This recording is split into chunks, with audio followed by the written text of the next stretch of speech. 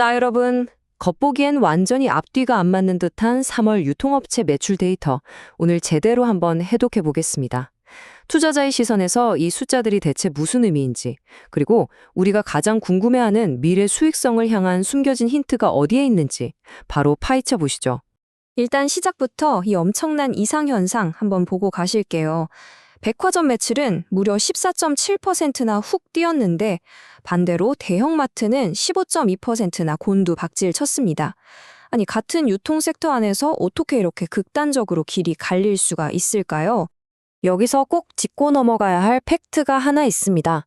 작년 3월 대비 올해 3월은 휴일수가 하루 적었어요. 그러니까 정상적인 상황이라면 백화점이든 대형마트든 둘 다 장사가 덜 됐어야 맞단 말이죠. 자, 그럼 우리는 이제부터 데이터 탐정이 되어보는 겁니다. 왜 이런 말도 안 되는 엇갈림이 발생했는지 그 진짜 이유를 찾아내야 하니까요. 오늘 분석은 이렇게 진행해 볼까 합니다. 3월 전체 성적표 팩트체크부터 시작해서 백화점 호황과 대형마트 부진의 진짜 원인을 짚어보고 마지막으로 투자자를 위한 수익성 개선 기회까지 쭉 한번 풀어보겠습니다. 첫 번째로 3월 유통업체 성적표입니다. 일단 전체적인 실적 흐름부터 확인하고 넘어가죠. 하나투자증권 리서치센터 데이터를 가져와 봤는데요. 흐름이 아주 명확하죠. 온라인이 8.1%, 편의점이 2.7% 성장하는 등 시장 전반은 무난하게 흘러갔는데 유독 백화점의 14.7% 고성장과 대형마트의 마이너스 15.2% 역성장이 양극단에서 엄청난 대비를 이루고 있습니다. 자, 그럼 두 번째 파트, 백화점의 호황에 대해 살펴볼까요? 여기서 본격적인 수익성 시그널이 나오거든요. 지금 이 데이터에서 정말 흥미로운 게 바로 저 뚜렷한 J커브 모양의 상승 추세입니다. 휴일수가 부족하다는 구조적인 악재요. 백화점 산업은 그걸 완전히 무시한 채 말 그대로 폭발적인 랠리를 보여주고 있습니다. 더 놀라운 건 이게 무슨 명품 하나만 달랑 잘 팔려서 튄 숫자가 아니란 겁니다. 럭셔리, 패션, 식품, 잡화 할 것 없이 거의 전 카테고리에서 탄탄하게 올랐어요. 고마진 상품 판매가 잘 이루어지고 있다는 거고요.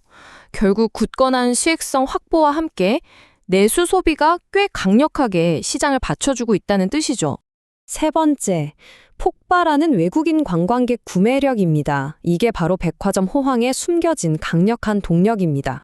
애널리스트 보고서를 보면 굉장히 날카로운 포인트가 하나 있어요. 3월 일본 백화점의 면세 데이터를 일종의 대리지표로 쓴 건데요. 발길, 즉 트래픽은 40%나 푹 꺼졌는데 면세 매출 하락은 딱 그 절반인 20% 방어에 성공했다는 겁니다. 이게 무슨 뜻이냐? 인바운드 중국인 관광객들이 예전보다 머릿수는 줄었어도 1인당 쓰는 돈, 즉 객단가는 훨씬 더 커졌다는 걸 추론해낸 거죠. 바로 이 지점이 현재 우리나라 백화점의 호황 사이클이 최근 일본에서 나타났던 호황보다 더 강력한 이유를 기가 막히게 설명해 줍니다. 내수는 튼튼하게 버텨주고 거기에 씀씀이가 커진 관광객들의 구매력까지 얹혀지니까 완전한 이중 엔진을 달고 수익성을 팍팍 끌어올리고 있는 겁니다. 자, 그럼 네 번째, 대형마트 부진의 진짜 원인은 뭘까요? 여기서 우리는 착시 현상의 진실을 마주하게 됩니다. 마이너스 15%라는 엄청난 하락폭만 딱 떼어놓고 보면요. 아, 대형마트 이제 끝났나 보다 싶으실 거예요. 죽어가는 산업처럼 보이니까요. 하지만 여러분, 여기에는 시장 전체를 오판하게 만드는 엄청난 속임수가 숨어 있습니다. 오늘 분석의 가장 중요한 핵심입니다. 사람들이 마트를 아예 안 가게 된 게 절대 아니에요. 진짜 문제는 홈플러스라는 특정 브랜드에 있습니다. 현재 유동성 부족으로 물건을 제대로 못 채워 넣다 보니 매대가 텅텅 비어가고 있거든요. 이 단일 브랜드 한 곳에서만 매출이 무려 30% 이상 폭락해버리니까 대형마트 전체 데이터가 다 같이 박살난 것처럼 착시가 일어난 겁니다. 다섯 번째, 경쟁사들의 수익성 개선 기회입니다. 드디어 우리 투자자분들이 가장 주목해야 할 숨겨진 촉매제가 등장하는 순간이죠. 돈의 흐름을 쫓아가려면 스스로에게 이 질문을 던져봐야 합니다. 사람들이 홈플러스에서 장을 못 봤어요.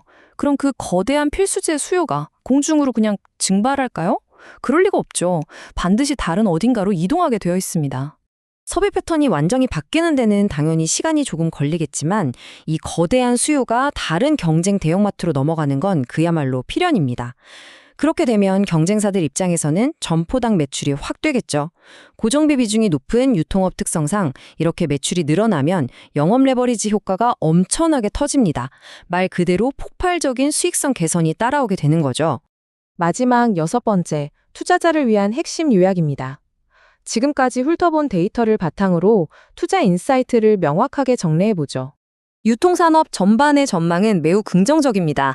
특히 백화점은 다가오는 4월 데이터에서 이 성장 파도를 타고 10% 중반, 많게는 20% 중반대까지 성장해 불을 뿜을 것으로 보입니다. 추세가 꺾이는 게 아니라 오히려 더 가파르게 탄력을 받고 있는 겁니다. 오늘 분석을 마무리하면서 여러분께 이 말씀을 꼭 드리고 싶습니다.